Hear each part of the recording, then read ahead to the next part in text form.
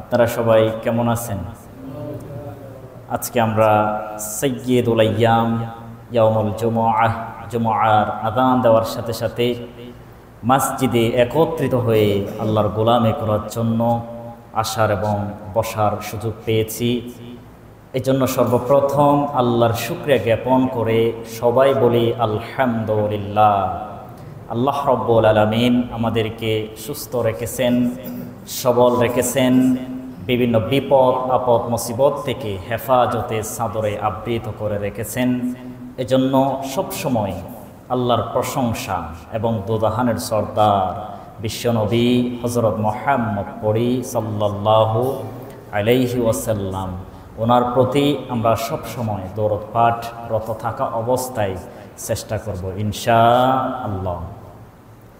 আমরা বিগত কয়েক জুমা আগে সূরাত মুহাম্মদ থেকে আলোচনা পেশ করেছিলাম, যেটা আল্লাহর নবীর নামানুসারে আল্লাহ তাআলা কোরআনুল কারীমের মধ্যে একটি স্বতন্ত্র সূরা নাজিল করেছেন। এই সূরার মধ্যে নবী করিম সাল্লাল্লাহু আলাইহি ওয়াসাল্লামের দাওয়াত এবং বিরোধিতা, কাফিরদের ষড়যন্ত্র, আল্লাহর নবীর টার্গেট এবং আল্লাহর পক্ষ থেকে রাসূলের প্রতি ভবিষ্যৎবাণী সবগুলো এই সূরার মধ্যে আল্লাহ তাআলা কোট করেছেন।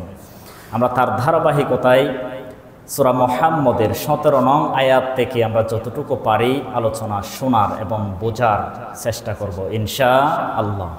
কারণ নবী করিম সাল্লাল্লাহু আলাইহি ওয়াসাল্লাম দুনিয়া থেকে বিদায় নিয়েছেন, কিন্তু ওনার কাছে আসা পবিত্র কোরআন এবং ওনার মুখনিসৃত বাণী তথা হাদিস গোটা পৃথিবীতে এখনও মানুষরা অধ্যয়ন করে এবং কিয়ামত পর্যন্ত এই সূরা, এই আয়াত এবং আল্লাহর নবীর হাদিস এগুলো গবেষণা চালিয়ে নতুন প্রজন্ম, নতুন ইতিহাস তৈরি করার সেই সক্ষমতা আল্লাহর পক্ষ থেকে অবশ্যই আসবে ইনশাআল্লাহ। যদি আমরা কোরআন রিসার্চ এবং হাদিস পড়া এবং আল্লাহর দ্বীনের পথে অটল থাকা, এগুলো থেকে যদি আমরা দিন দিন অনীহা পোষণ করি, পিছপা অনুসরণ করি, তাহলে আল্লাহর দেওয়া সেই নেয়ামত, সেই সক্ষমতা, সেই যোগ্যতা আমাদের মুসলমানদের ভিতরে আল্লাহ তাআলা কখনো দিবেন না। এই জন্য সবসময় কোরআন রিসার্চ এবং হাদিসের ব্যাখ্যা, বিশ্লেষণ, বোঝা এবং শোনা এবং বাস্তবিক জীবনে আমল করা আমাদের জন্য অপরিহার্য হিসেবে বিধান দিয়েছেন তিনি কে? আল্লাহ। এজন্য আল্লাহ রাব্বুল আলামিন বলেছেন, যারা আল্লাহর প্রতি তাকওয়া অবলম্বন করবে এবং হিদায়াত নেওয়ার জন্য আল্লাহর পক্ষ থেকে দোয়া কামনা করবে, আল্লাহ তাদেরকে হিদায়াত দিবেন এবং তাকওয়ার বৃদ্ধিতে তাদেরকে পরিণত করবেন। সুবহানাল্লাহ। আল্লাহ রাব্বুল আলামিন সূরা মুহাম্মদের 17 নং আয়াতে জানিয়ে দিলেন, ওয়াল্লাযীনা তাদাউ যাদাহুম হুদাও ওয়া আতাহুম তাকওয়াহুম। আল্লাহ রাব্বুল আলামিন সূরা মুহাম্মদের 17 নং আয়াতে জানিয়ে দিলেন, যারা হেদায়েত প্রাপ্ত হয়েছে, আল্লাহর পক্ষ থেকে নেয়ামত পেয়েছে, আল্লাহর পক্ষ থেকে ঈমান আনয়ন গ্রহণ করার জন্য যাদেরকে আল্লাহ তাআলা হিদায়াত দিয়েছেন, তাদের হিদায়াত আল্লাহ তাআলা আরো বৃদ্ধি করে দিবেন এবং তাদেরকে তাকওয়া অবলম্বন করার জন্য প্রদান করে দিবেন। একজন মানুষ যখন মুসলমান হয়ে যায়, একজন মানুষ যখন প্রকৃত ঈমানদার হয়ে যায়, সুতরাং বুঝবেন আল্লাহ তাদেরকে হিদায়াত দিয়েছেন, তাদেরকে তাকওয়া অবলম্বন করার প্রদান করেছেন।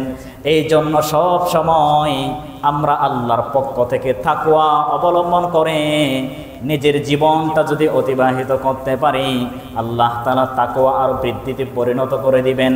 আর সর্বোপরি যে মানুষগুলো হিদায়াত পাবে না, তাকওয়া অবলম্বন করার সুযোগ পাবে না, তাদের জীবন অনীহা, তাদের জীবন সংকীর্ণ করে দিবেন।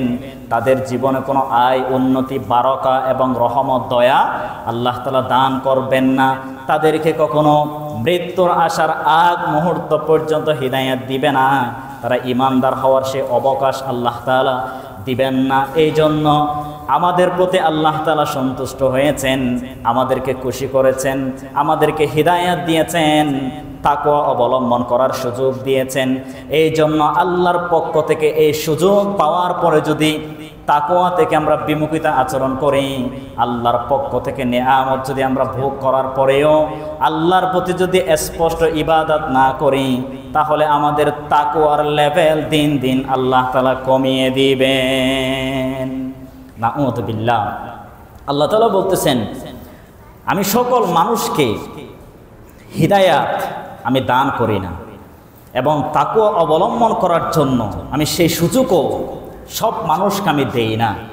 সুতরাং যাদেরকে হিদায়াত দিয়েছি, যাদেরকে তাকওয়া অবলম্বন করার জন্য সুযোগ দিয়েছি, তারা যদি এর যথাযথ ব্যবহার করে, আল্লাহ তাআলা তাদের মর্যাদা, তাদের সম্মান বৃদ্ধিতে পরিণত করে দিবেন দিন দিন। সুবহানাল্লাহ।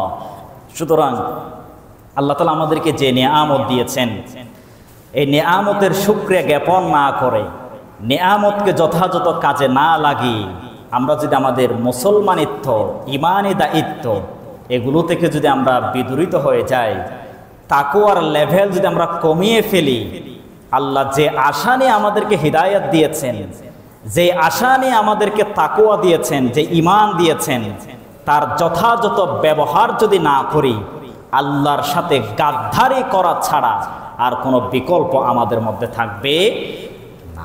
এজন্য ফর এক্সাম্পল দেখেন, একজন মানুষকে আপনি 1000 টাকা দান করেছেন এবং বললেন এই 1000 টাকা দিয়ে তোমার ওষুধ কিংবা বাড়ির কিছু কাজ, বাড়ির জন্য কিছু প্রয়োজন হলে এগুলো ক্রয় করে বাড়িতে নিয়ে যাও। এখন সে 1000 টাকা দিয়ে ওষুধও কিনল না, বাড়ির জন্য কিছুই ক্রয় করল না, 100 টাকা অহেতুক অন্যায় কাজে ব্যয় করে ফেলল। অন্যান্য মদ বলেন, ট্যাবলেট বলেন, যা বলেন, যেগুলো অপব্যয়, এগুলোর মধ্যে সে 1000 টাকা ব্যয় করে ফেলল।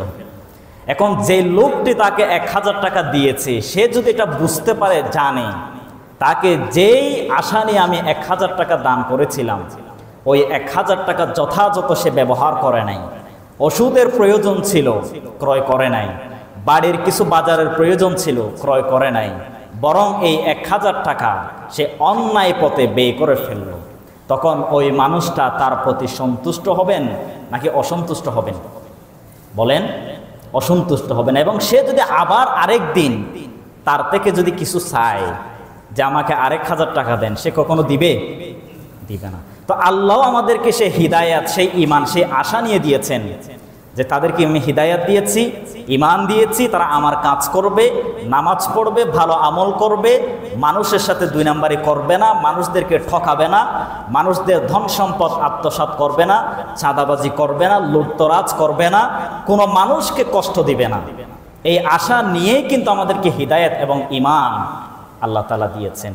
এখন সেগুলো যদি যথাযথ ব্যবহার না করে আমাদের এই অপব্যয়, অন্যায় পথে আমাদের জীবনটা যদি বিসর্জন দিয়ে দেই, আমাদের ঈমানটা যদি এখানে বিকৃত করে দেই, আমাদের হিদায়াত যদি অন্যায় পথে বিক্রয় করে দেই, আল্লাহ তাআলার কাছে যদি আমরা আর কিছু চাই কিংবা জান্নাতের আশা আকাঙ্ক্ষা করি, ভালো অবস্থানের আশা আকাঙ্ক্ষা করি, আল্লাহ তাআলা আমাদেরকে কি কখনো দিবেন?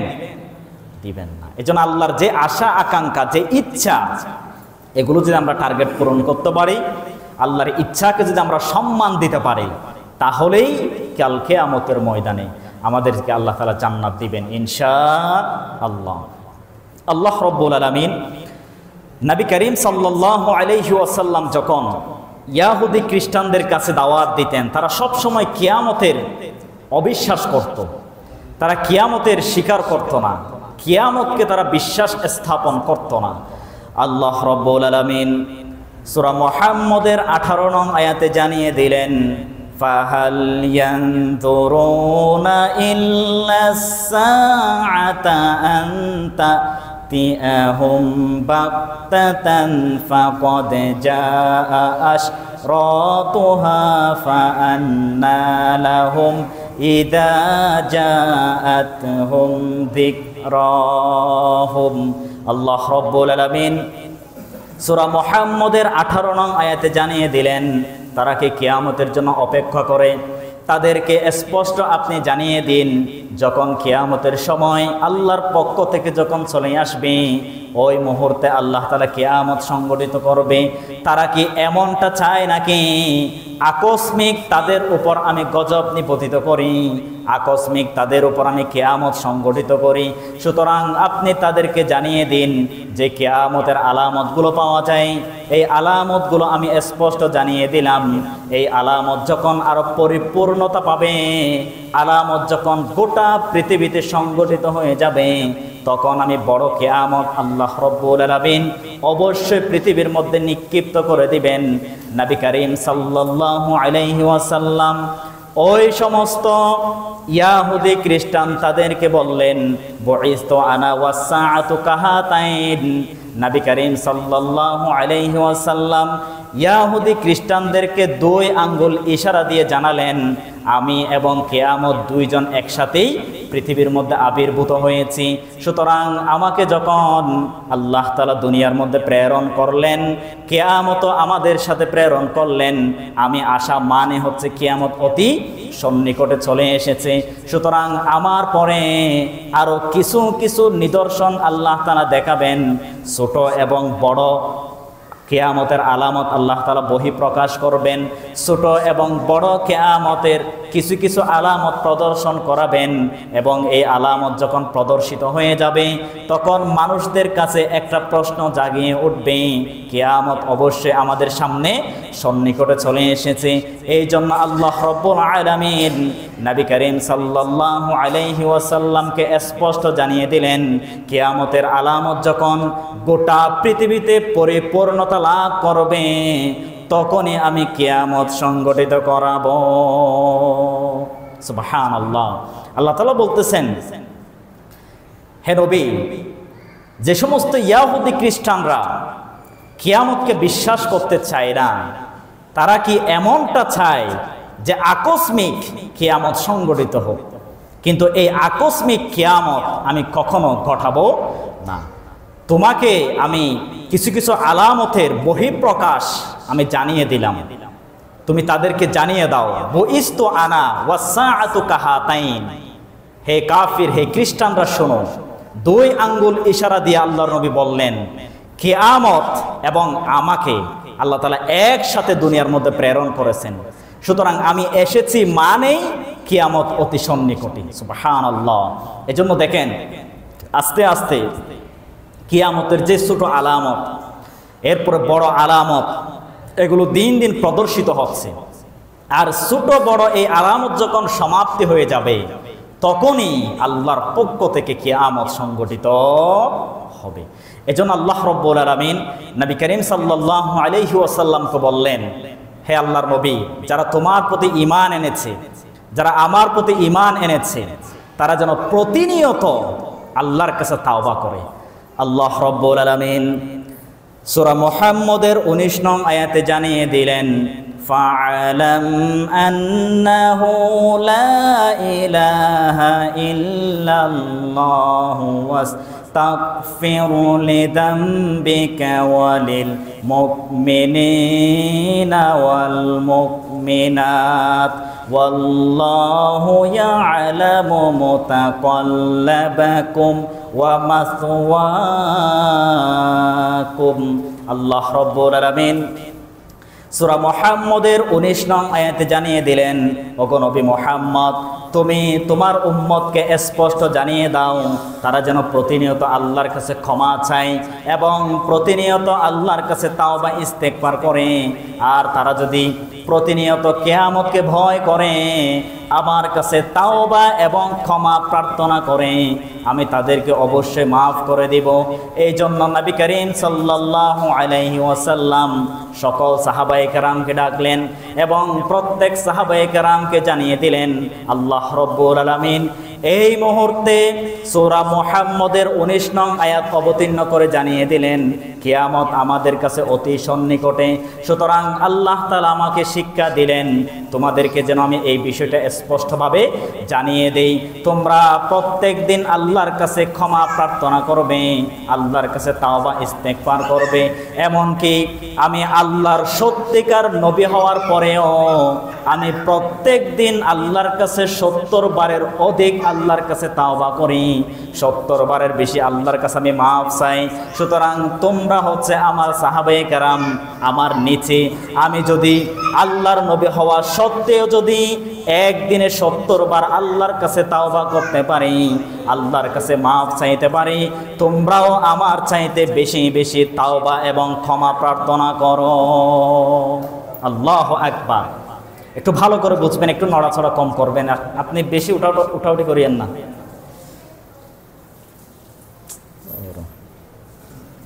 আল্লাহ তাআলা নবী করিম সাল্লাল্লাহু আলাইহি ওয়াসাল্লামকে স্পষ্ট জানিয়ে দিলেন যে হে নবী মুহাম্মদ, আপনি আপনার উম্মতকে জানিয়ে দিন আমি কিয়ামত যখন সংগঠিত করব তখন কোনো মানুষকে আমি রেহাই দিব না। সুতরাং তুমি তোমার উম্মতকে জানিয়ে দাও তারা যেন প্রত্যেক দিন আল্লাহর কাছে তাওবা ইস্তেগফার করে, তারা যেন প্রত্যেক দিন আল্লাহর কাছে তাওবা করে। এবং আল্লাহর নবী এটাও বললেন আমি আল্লাহর পক্ষ থেকে পয়গম্বর হওয়া সত্ত্বেও, নবী হওয়া সত্ত্বেও আমি আল্লাহর কাছে ডেইলি তাওবা ক্ষমা প্রার্থনা করি 70 বারের বেশি। সুবহানাল্লাহ।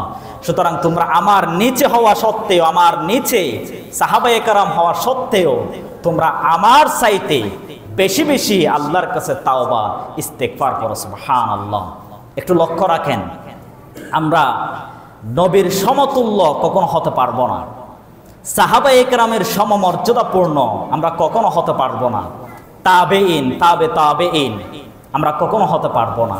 তো ওনারা যদি 70 বারের বেশি আল্লাহর কাছে তাওবা ইস্তেগফার করতে পারে, আমরা তো প্রতিনিয়ত কথায় কথায় আমরা পাপ করি, কাজে কর্মে আমরা পাপ করি। তো আল্লাহর নবী যদি 70 বার ক্ষমা চায়, আমাদের প্রত্যেক দিন 70 বার নয়, 1000 বার নয়, 2000 বারও যদি আল্লাহর কাছে তাওবা করি, এটার হক আমরা কখনো পূরণ করতে পারবো না। অথচ দেখেন আমরা একদিনও মনকে স্থির করে, মনের মধ্যে অনুশোচনা লালন করে আল্লাহর কাছে আমরা কখনো মাপ চাইতে পারি না, আল্লাহর কাছে আমরা তাওবা করতে পারি না। এজন্য মনকে স্থির করুন, মনকে পরিশুদ্ধ করুন, অনুশোচনা লালন করে আমরা ডেইলি অন্তত 5 ওয়াক্ত যে নামাজ আদায় করি, প্রত্যেক ফরজ নামাজের পরে মনের একাগ্রতার সাথে আল্লাহর কাছ থেকে আমরা মাপ চেয়ে নেব। আমরা পাপ করলেও আল্লাহর কাছে মাপ চাইব, আর পাপ না করলেও আল্লাহর কাছে মাপ চাইব। এজন্য আল্লাহ রাব্বুল আলামিন সেই শিক্ষা আমাদেরকে দিয়েছেন। এবার আসেন গুরুত্বপূর্ণ একটি আয়াত। আল্লাহ রাব্বুল আলামিন সূরা মুহাম্মদের 20 নং আয়াতে জানিয়ে দিলেন ওয়ায়াকুলুল্লাযীনা আমানু লাউলা নুজিলাত সূরাহ ফাইদা উনজিলাত সূরাতুম মুহকামাতুন ওয়া যুকিরা ফীহাল কিতালু রাআইতাল্লাযীনা ফী কুলুবিহিম মারাদুন ইয়ানজুরুনা ইলাইকা নাযরাল মাকশি আলাইহি মিনাল মাউতি ফাআউলা লাহুম। আল্লাহ রাব্বুল আলামিন সূরা মুহাম্মদের 20 নং আয়াতে জানিয়ে দিলেন, ওগো নবী মুহাম্মদ, তোমার প্রতি যারা আল্লাহর প্রতি এবং তোমার প্রতি যারা ঈমান এনেছে, তারা সব সময় তোমার কাছে এসে বলে, কেন আল্লাহ রাব্বুল আলামিন পূর্ণাঙ্গ একটা সূরা নাজিল করে না? কেন ভেঙ্গে ভেঙ্গে কিছু আয়াত নাজিল করে, আবার কিছুদিন পরে আর একটি আয়াত আল্লাহ তাআলা নাজিল করেন? আপনি আল্লাহর কাছে বলে দিন আল্লাহ যেন পূর্ণাঙ্গ একটি সূরা আমাদের জন্য নাজিল করে। তখন আল্লাহ রাব্বুল আলামিন জানিয়ে দিলেন, আমি যখন তাদেরকে পূর্ণাঙ্গ একটি সূরা নাজিল করলাম এবং এই সূরার মধ্যে জিহাদের আয়াত আমি ঢুকিয়ে দিলাম, বিধানের আয়াত আমি ঢুকিয়ে দিলাম। তারা বাতিলদের বিরুদ্ধে, কাফির মুশরিক ইয়াহুদি খ্রিস্টান তাদের বিরুদ্ধে যুদ্ধের যখন আয়াত আমি নাজিল করলাম, এই জন্য কিছু মানুষকে দেখা যায় তারা আল্লাহর আয়াতকে সহজে স্বীকার করতে চায় না, তাদের মনের মধ্যে দুর্বলতা প্রকাশ পায়। এই জন্য আল্লাহ তাআলা বললেন, তারা মুখে মুখে পূর্ণাঙ্গ সূরা যেন নাজিল করি, এটা আমার কাছে কামনা করে এবং তোমার কাছে পোষণ করে। যখন আমি পূর্ণাঙ্গ সূরা একটি নাজিল করলাম এবং এই সূরার মধ্যে জিহাদের আয়াত ঢুকিয়ে দিলাম, বিধানের আয়াত ঢুকিয়ে দিলাম, তখন তাদের মুনাফিকি খাসলত প্রকাশিত হয়ে গিয়েছে। এই জন্য দেখবেন সকল মানুষ আপনার কাছে এসে বলবে আমরা এই বিধান চাই, এই আমরা করতে চাই। যখন আমি তাদের জন্য এই বিধানটি কায়েম করে দিব, তখন অসংখ্য মানুষকে দেখবেন এর পিছনে ছুটে যায়। নাউযুবিল্লাহ। একটু ভালো করে বুঝেন, আল্লাহ তাআলা বলতেছেন তাদের একটা দৃষ্টান্ত দিলেন। কাদের? যারা আল্লাহর প্রতি ঈমান এনেছে, রাসূলের প্রতি যারা ঈমান এনেছে, তাদের বিষয়ে খোলাসাভাবে আল্লাহ তাআলা কোরআনের মধ্যে ঢুকালেন। নবী করিম সাল্লাল্লাহু আলাইহি ওয়াসাল্লামের কাছে এসে কিছু সাহাবায়ে কেরাম বললেন যে ইয়া রাসূলুল্লাহ, আল্লাহ তাআলা যে আজকে কয়েকটি আয়াত, আবার কালকে কিছু আয়াত, এক সপ্তাহ পরে কিছু আয়াত এভাবে নাজিল করে, তো আপনি আল্লাহকে বলেন যে একটা পূর্ণাঙ্গ সূরা আমাদের জন্য যেন নাজিল করে। তখন আল্লাহ রাব্বুল আলামিন তাদের মনোবাসনা অনুযায়ী পূর্ণাঙ্গ একটা সূরা নাজিল করলেন এবং এই সূরার ভিতরে বিধান দিলেন যে আল্লাহর পক্ষ হয়ে বাতিলদের বিরুদ্ধে জিহাদ করা লাগবে, কাফির খ্রিস্টান এদের বিরুদ্ধে তলোয়ার তোলা লাগবে, এদের বিরুদ্ধে সংগ্রাম চালাতে হবে।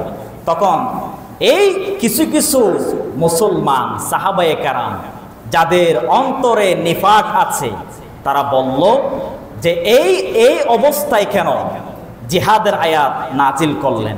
আমরা জিহাদ করতে পারবো না, আমরা আল্লাহর পক্ষ হয়ে বাতিলদের বিরুদ্ধে আমরা জিহাদ করতে পারবো না। তাদের অন্তরে মৃতের ভয় চলে আসলো, তাদের অন্তরে মৃত্যুর ভয় ঢুকিয়ে আসলো। তারা মৃত্যুকে ভয় করে আর আল্লাহর পক্ষ হয়ে বাতিলদের বিরুদ্ধে তারা যুদ্ধ করার জন্য আর রাজি থাকতো না। এই জন্য আল্লাহ তাআলা স্পষ্ট বললেন, আপনি দেখবেন সকল মানুষ একটা চাহিদা রাখবে যে এই যদি অবস্থা পরিবর্তন হয়, আমরা বাংলাদেশে গোটা পৃথিবীতে ইসলাম কায়েম করব। এই সুযোগ যদি আল্লাহ তাআলা আমাদেরকে করে দেয়, আমরা এই করব। যখন সুযোগ আল্লাহ তাআলা দেয়, তখন কিছু মানুষকে দেখবেন পিছপা ছুটতে। তারা যে আশা আকাঙ্ক্ষা করেছিল, যে কর্মসূচি পালন করবে এরকম মুখস্মৃতি বানিয়ে দিয়ে মানুষের সামনে বক্তব্য দিয়েছিল, মানুষের সামনে বলা বলি করে, তারাই কিন্তু আর এগুলোর বিরুদ্ধে কাজ করার জন্য তারা অগ্রসর হয়। এজন্য আল্লাহ তাআলা বলতেছেন, যখন সময় আসবে না, যখন আল্লাহর পক্ষ থেকে ব্যবস্থাপনা জারি করবে না, তখন সকল মানুষ আশা নেবে এই অবস্থা যদি পরিবর্তন হয় আমরা এই কাজ করব। যখন সেই সুযোগ আল্লাহ তাআলা করে দেয়, তখন নিজেদের হাসিল করার জন্য, নিজেদের কর্তৃত্ব টিকিয়ে রাখার জন্য, নিজেদের অবস্থান টিকিয়ে রাখার জন্য আর এগুলোর বিরোধিতায় তারা নিজেকে অগ্রসর করে না। এজন্য দেখেন আল্লাহ রাব্বুল আলামিন আমাদেরকে যে সুযোগ দিয়েছেন, যে নিয়ামত দিয়েছেন, এগুলোর যথাযথ আমরা পরিপূর্ণ করতে পারছি না। এজন্য আসুন, আল্লাহ রাব্বুল আলামিন এই আয়াত দিয়ে আমাদেরকে যেটা বোঝালেন যে সাহাবায়ে কেরাম পূর্ণাঙ্গ সূরার দাবিদার করত, যখন জিহাদের আয়াত দিলেন, পূর্ণাঙ্গ সূরা দিলেন, তখন তারাই এগুলোর বিরোধিতা পোষণ করলো, আল্লাহর প্রতি তারা অসন্তুষ্ট প্রকাশ করলো। এজন্য আল্লাহ রাব্বুল আলামিনের এই অনুশোচনা, আল্লাহর সাথে এই বেঈমানি, আল্লাহর সাথে এই গাদ্দারি আমরা মুসলমানরা যেন অন্তরে জায়গা না দেই, সে বিষয়ে খেয়াল রাখবো ইনশাআল্লাহ। আল্লাহ রাব্বুল আলামিন এরপরের আয়াতে জানিয়ে দিলেন যে সমস্ত মানুষ কথা দিয়ে কথা রাখে যে তোমাদেরকে যদি আমি এই সুযোগ দেই এই কাজ করবা, এটার অঙ্গীকার এই ওয়াদা যারা পালন করবে তাদের মর্যাদা আল্লাহ তাআলা বাড়িয়ে দিবেন। আর সুযোগ পাওয়ার পরেও যারা কাজ করতে চাইবে না, সুযোগ পাওয়ার পরেও যারা দ্বীনের বিরোধিতা করবে, ইসলামের বিরোধিতা করবে, দ্বীন কায়েমে যারা অগ্রসর তারা বিরোধিতা করবে, তাদের বিরুদ্ধে বক্তব্য প্রদান করবে, বুঝবেন তারা ওই সমস্ত ওই যুগের যেরকম মুনাফিকি মানুষ ছিল ঠিক সেম আজ তাদেরকেই প্রকাশিত করা হচ্ছে। এজন্য বুঝবেন, ভালো করে দেখবেন, কারণ গোটা পৃথিবীতে আল্লাহর দ্বীন কায়েম করা ফরজ করে দিয়েছেন তিনি কে? কথা বলেন, ফরজ করে দিয়েছেন তিনি কে? আল্লাহ। এজন্য আমাদের দ্বীন কায়েমের যে আশা আকাঙ্ক্ষা, এটার ভিতরে যদি মুনাফিকি প্রকাশ যদি কেউ করে, অন্তরে যদি ন্যূনতম পরিমাণ জায়গা দেয়, তারা মুসলমান মুমিন কখনো দাবি করতে পারবে না। আজও বাংলাদেশে দেখেন ২৪ সালের আগে গোটা বাংলাদেশে একটা অরাজকতা ছিল, আলেমদের বিরুদ্ধে আলেমের ভিতর একটা ফাটল সৃষ্টি ছিল।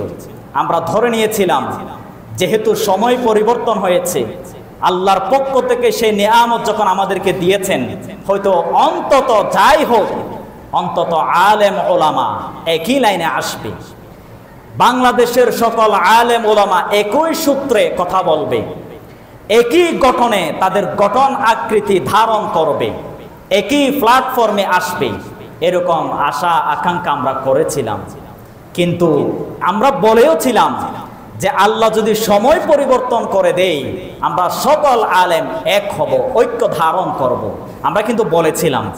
কিন্তু আল্লাহ যখন সেই সময় পরিবর্তন করালেন, সেই সুযোগ যখন আমাদেরকে দিলেন, কিন্তু আমরা সবচাইতে বড় মুনাফিকি করেছি আমরা আলেমরাই। এগুলো মুনাফিকি খাসলত আমরা গোটা জাতির সামনে আমাদের মুখোশ উন্মোচিত আমরা নিজেরাই করলাম। মনে মনে ভাবছিলাম অন্তত যাই হোক আমরা আলেমরা একসাথে হতে পারবো, কিন্তু দেখা যাচ্ছে কি আগের চাইতে এখন আরো আলেম ওলামাদের বিরোধিতা ফাটল সৃষ্টি বেশি হচ্ছে। এজন্য আল্লাহর এই যে সূরার আয়াত, সূরা মুহাম্মদের ২০ নং আয়াত, এই আয়াত যখন কিয়ামতের ময়দান আমাদের সামনে বলবে যে হুজুর দুনিয়ার মধ্যে তো বড় বড় লেকচার দিতা, দুনিয়ার মধ্যে বড় বড় কথা বলতা, মাইক স্পিকার পাওয়ার পরে মঞ্চ ফাটিয়ে দিতা, গলার জোর মানুষের সামনে হুঙ্কার দিতা, যখন আমি সময় দিয়েছিলাম, যখন তোমাদেরকে পরিবর্তন করার সুযোগ দিয়েছিলাম, তখন তোমাদের এই বক্তব্য আর আমরা পাই নাই। আমি আল্লাহ সুযোগ দেওয়ার পরেও তোমার মুখ থেকে দ্বীন কায়েমের কথা আমরা শুনি নাই।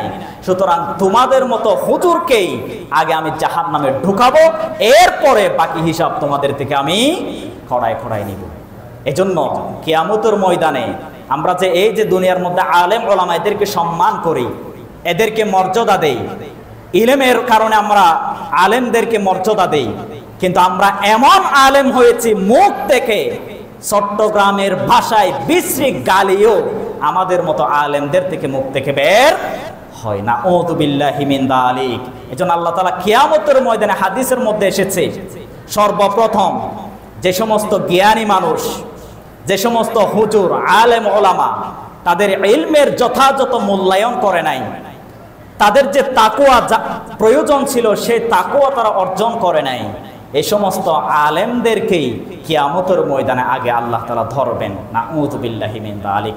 এজন্য আসুন আমরা নিজেদের মুখকে সংযত করি, আমাদের ইচ্ছাকে পরিবর্তন করি ইনশাআল্লাহ।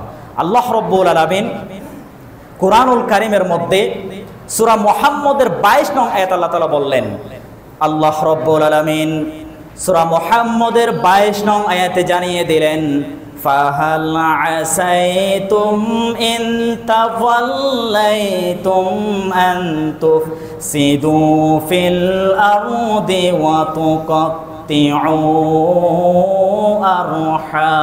আরহামাকুম। আল্লাহ রাব্বুল আলামিন যখন আমি ভালো মানুষগুলোকে ক্ষমতা আমি অর্পণ করাবো, তাদেরকে যখন রাজত্ব কায়েম করার সুযোগ আমি আল্লাহ তাআলা করে দিব, তোমরা যদি জমিনের মধ্যে ফাসাদ সৃষ্টি করে দাও, তুফসিদু ফিল আরদ, জমিনের মধ্যে যদি ফাসাদ সৃষ্টি করে দাও, তাহলে তোমাদেরকে আমি অবশ্যই জাহান্নামের মধ্যে নিক্ষেপ করব। আর তোমাদেরকে গোটা পৃথিবীতে দিন কায়েম করার জন্য আমি হুকুম দিলাম। দিন কায়েম করার পরে তোমরা আলেম হয়েছ, তোমরা ক্ষমতাধর হয়েছ, তোমাদের ব্যক্তিত্ব বজায় রাখার জন্য দুনিয়ার মধ্যে যদি বিপর্যয় সৃষ্টি করে দাও, আলেম হওয়ার পরেও যদি অন্য মানুষের অধিকার যদি ফিরিয়ে দিতে না পারো, তাহলে তোমাদেরকে কিয়ামতের ময়দান আমি ধরব। আল্লাহ তাআলা বলতেছেন দিন কায়েম করা সকল মানুষের জন্য উন্মুক্ত রাখলেন, এবং আলেমরা যখন ক্ষমতায় যাবে, মুসলমানিত্ব যারা লালন করে তারা যখন ক্ষমতায় যাবে, ক্ষমতায় যাওয়ার পরে যদি তুফসিদু ফিল আরদ, জমিনের মধ্যে ফাসাদ সৃষ্টি করে, বিপর্যয় সৃষ্টি করে, আত্মীয়তার সম্পর্ক বিচ্ছিন্ন করে, তাদেরকে সর্বপ্রথম আমি ধরব। নাউযু বিল্লাহি মিন যালিক। যারা ক্ষমতার অপব্যবহার চালায়, যারা ইসলামিক মাইন্ডের নয়, ইসলামিক দল নয়, তারা যদি ক্ষমতায় যায়, তারা যদি জমিনে ফাসাদ সৃষ্টি করে, অবশ্যই আল্লাহ তাদেরকে ধরবেন। কিন্তু এর বিপরীতে আলেম হওয়ার পরেও যদি ক্ষমতা পায়, আবার ক্ষমতা পাওয়ার পরে যদি আল্লাহর দ্বীনের বিরোধিতা করে, জমিনের মধ্যে ফাসাদ সৃষ্টি করে, তাদেরকে সর্বপ্রথম আল্লাহ বেশি ধরবেন। নাউযু বিল্লাহি মিন যালিক। কারণ যারা জেনে অত্যাচার জুলুম চালায় তাদের হিসাব পড়ে, আর যারা জানার পরেও জমিনের মধ্যে বিপর্যয় সৃষ্টি করে তাদের হিসাব আল্লাহ তাআলা আগে করবেন। কারণ আলেম জ্ঞানী যারা বেশি, এদেরকে হিসাবের মাত্রাও আল্লাহ তাআলা বেশি দিবেন। এজন্য আসুন প্রিয় ভাইরা, নবী করিম সাল্লাল্লাহু আলাইহি ওয়াসাল্লাম যেই হুকুম আমাদেরকে দিয়েছেন, আল্লাহ তাআলা যেই পথ অবলম্বন করার জন্য আমাদেরকে দিয়েছেন, আমরা যদি সেই পথ অতিক্রম করি, প্রতিনিয়ত আল্লাহর বিজয় আমাদের আসবে, এবং গোটা পৃথিবীতে দিন কায়েম, এবং সর্বোপরি গোটা পৃথিবীর মুসলমানরা একটা আমানতধারিতায় আসনে আসীন হয়ে গোটা পৃথিবীর মানুষরা একটা শান্তি সুশৃঙ্খল সমাজ গঠন করার সেই সুযোগ আমরা পাবো ইনশাআল্লাহ। আল্লাহ রাব্বুল আলামিন আমাদেরকে কবুল করুক, আমাদের ইচ্ছা আকাঙ্ক্ষা পূরণ করুক, গোটা পৃথিবীর মানুষদেরকে আল্লাহ তাআলা হেফাজতে সাদরে আবৃত করুক। সবাই বলি আমিন। আসসালামু আলাইকুম ওয়া রাহমাতুল্লাহি ওয়া বারাকাতুহু। যারা সুন্নাত পড়েন নাই, সুন্নাত পড়ে নেন।